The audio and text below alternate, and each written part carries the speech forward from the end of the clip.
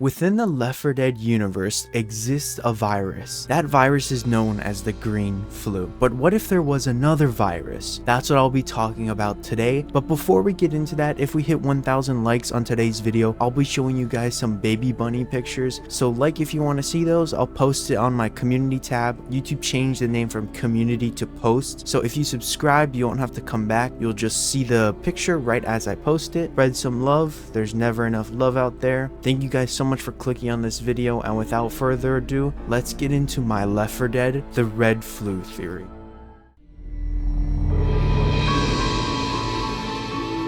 To understand how we get to something called the red flu, we first need to understand two things. That's the green flu and what carriers are. Let's start with the green flu. Here's the Left 4 Dead wiki definition. The green flu, commonly referred to as the infection, is the name given to the unknown virus which caused the in-universe epidemic. The virus turns the afflicted into a zombie-like being, making them incredibly homicidal. In rare cases, the infected will not turn and instead become carriers. Biologically, the flu seems to be a rabies-like pathogen, and CIDA's designation of the virus as a form of influenza appears to be nothing more than a cover-up to avoid mass panic. The origin of the virus is unknown. All the zombies walking around, that's obviously the green flu. It's essentially like the wiki says, this is what makes Left 4 Dead a zombie game. Another point to mention, CIDA is the Left 4 Dead's version of the CDC. They're the organization responsible for handling disease and making sure everything goes smoothly. All around Left 4 Dead, you can see many of their setups. In the parish, for example, you can see the long lines that they have. You can see CIDA evac vehicles everywhere. The green flu will infect normal individuals, turning them into common infected. The normal, ever-increasing zombies you see all around the map, the bulk of what you'll end up fighting. There are thousands, maybe even hundreds of thousands of them. The green flu also creates the special infected. These are the zombies with cool abilities. Something about the virus will affect certain people differently. For example, the smoker. This one is a bit obvious, but someone who smokes a lot will turn into the smoker. They grab you from afar and blow up into a cloud of smoke when you kill them. There's also the tank, which is a sort of mini-boss. Someone who's really buff or possible steroid use could turn into the tank. It could have something to do with anger issues, but not many of these details are explained in-game. There are many special infected in the game, but I want you to focus on the wide idea of what the green flu can do rather than focus on each individual mutation, because that in itself could be a whole nother video. There are other zombie types like the uncommon infected, which from a gameplay perspective are just unaltered commons. Tiny gimmicks like being resistant to fire or being bulletproof with zombies in the parish. Again, I'm trying to get you to understand what the green flu can do from a broader perspective. Where does the green flu come from? This is an important question because it could explain how to fight against it, who the real villains are, or it might just be interesting. Going back to the definition of the green flu I used from earlier, the origin of the virus is unknown, although it is speculated to be from biochemical experiments. In the term of containment, the green flu is likely biohazard level 4. There are many explanations of where the green flu came from. Writing on the walls of some safe rooms provide a variety of explanations, but having the green flu stem from a biochemical weapon makes the most sense. Since this makes the most sense to me, I'll be operating under that assumption for the rest of this video. Quick note, the biohazard level 4 are the most dangerous diseases known to man. So if you didn't already know, the green flu is pretty dangerous.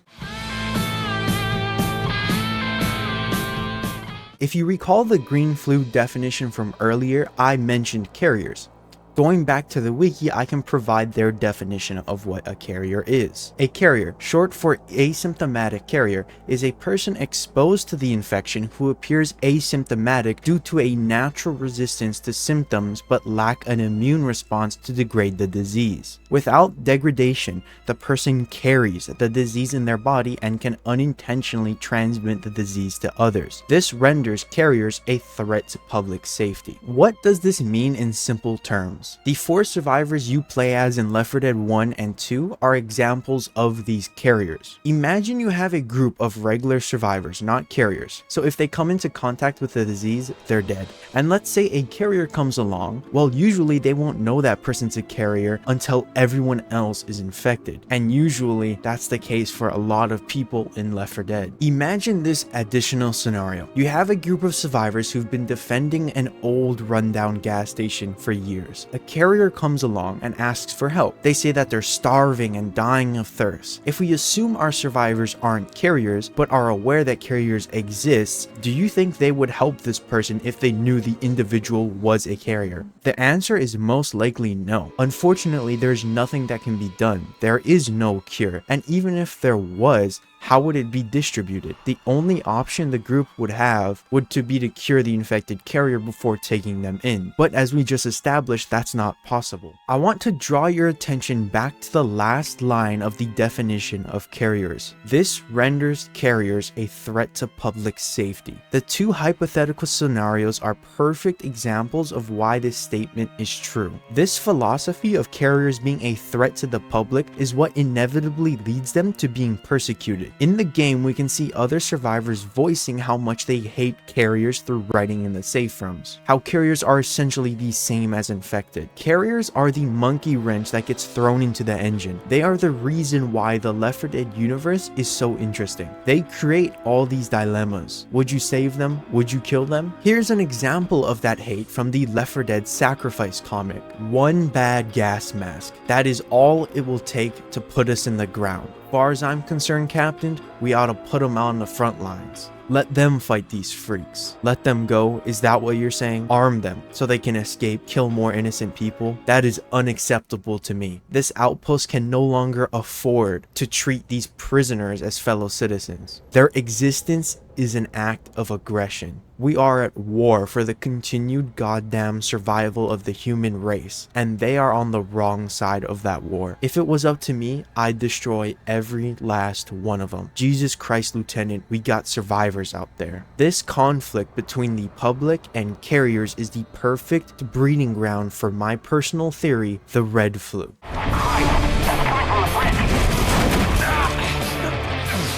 Now that you have an understanding of the green flu and what carriers are, we need to talk about my red flu. In simple terms, the red flu is a virus that only infects carriers, making it possibly more dangerous than the green flu. Because if carriers are the only key to a cure, then the red flu will be killing that key. This red flu, for the most part, is hypothetical, but I'll expand on that later. And it gets its name from doing almost the exact opposite of what the green flu does. That's why I named it the red flu. Now that we have the knowledge of what the red flu is, we need to discuss how it could be created. There are 2 ways. The first is that the green flu naturally adapts to infect carriers, and the second is the biochemical engineering of a new virus. This might sound crazy, but entertain the idea for the rest of this video. Let's expand on the idea of the green flu naturally adapting to what I call the red flu. We know that the green flu mutates rapidly. This is shown in the Sacrifice comic, as well as in the Left 4 Dead 1 cutscene. We see Bill examine a dead body and mention that they're changing.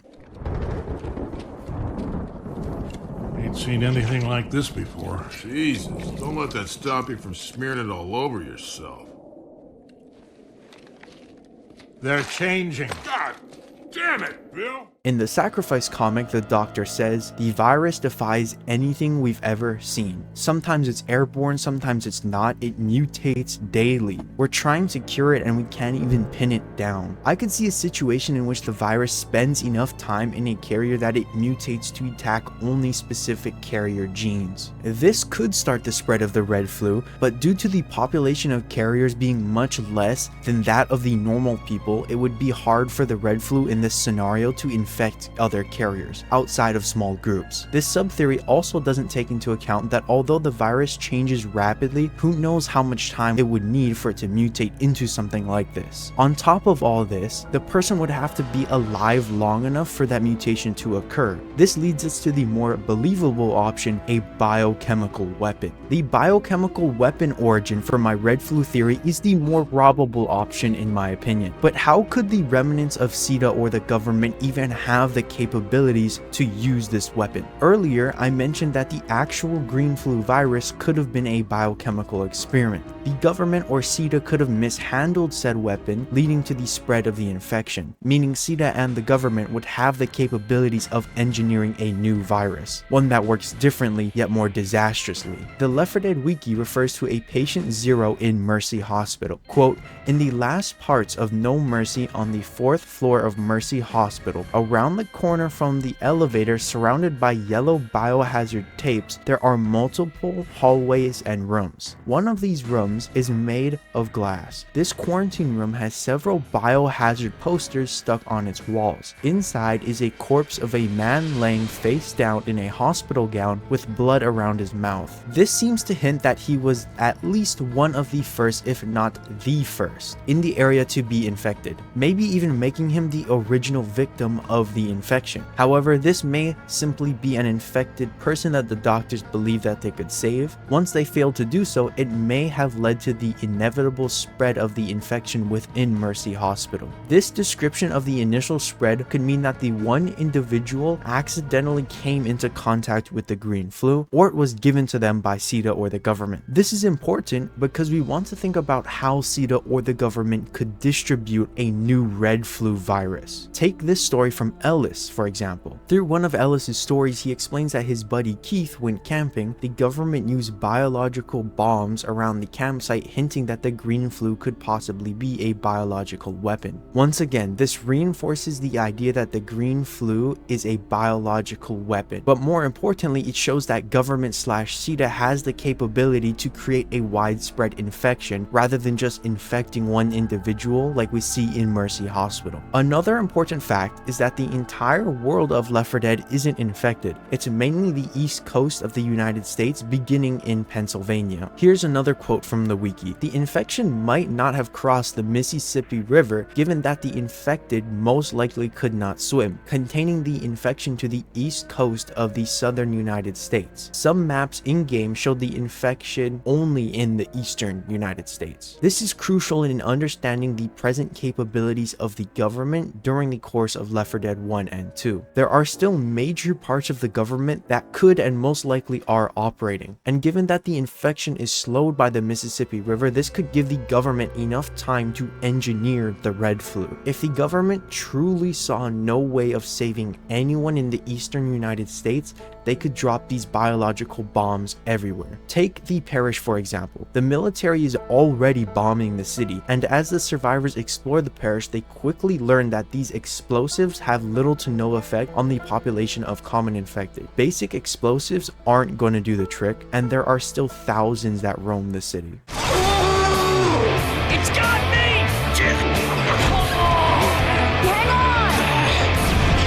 Let's say that the government does develop this red flu. That means that they could completely wipe out any survivors on the East Coast if they bombed everything using a mixture of the red and green flu. The green flu would infect the majority of the population that are still alive and not infected, and the red flu would infect any of those that are carriers, completely stopping the spread of the infection to anywhere outside of the eastern United States, because no one would have the chance to bring it over. Let's take basic biology into account because everyone knows I'm a biology major, so I have the most credibility. But putting that aside, a human needs energy to operate. We get that through food and water, among other things, but those are the two most important. We can see that after someone gets infected, these zombies start to lose weight. We can see their rib cages through their skin as well as their spines in some cases. Their eyes become white, their mouth starts to decay. All of this indicates that the infected slowly start to wither as time goes on. Let's assume that if a zombie doesn't eat anyone for a while, they won't receive any energy, meaning that they just die after a while. Because I don't see any infected cooking meals or drinking water, so I'd assume that's how infected get the most of their energy to still live and go on. According to Google, yes, according to the concept of decomposition, zombies would eventually die off after a period of time as their bodies naturally decay and rot, meaning that even in a zombie apocalypse,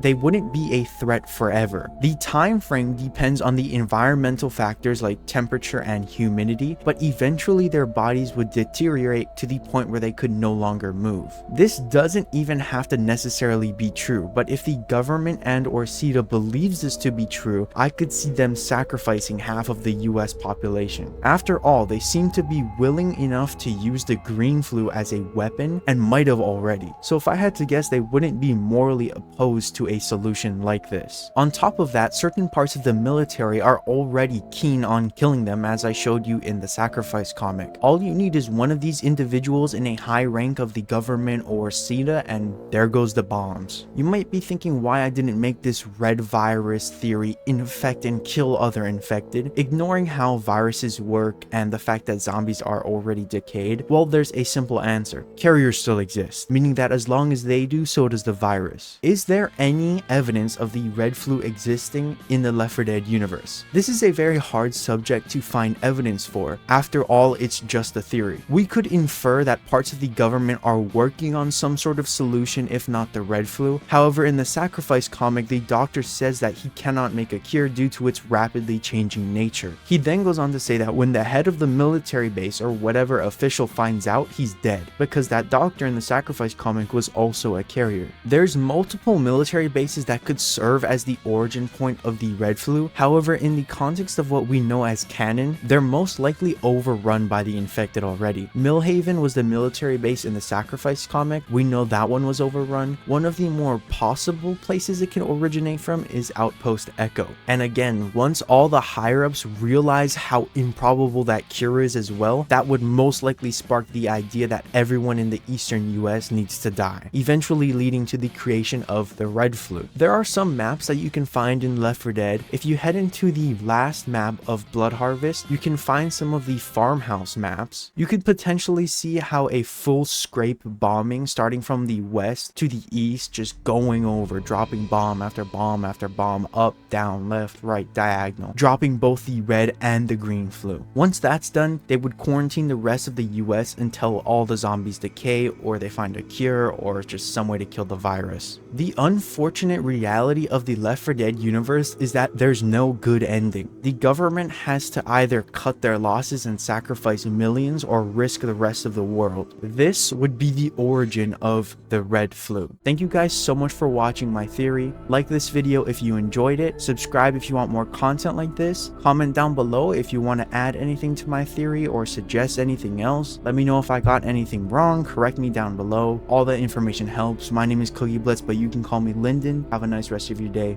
Peace out.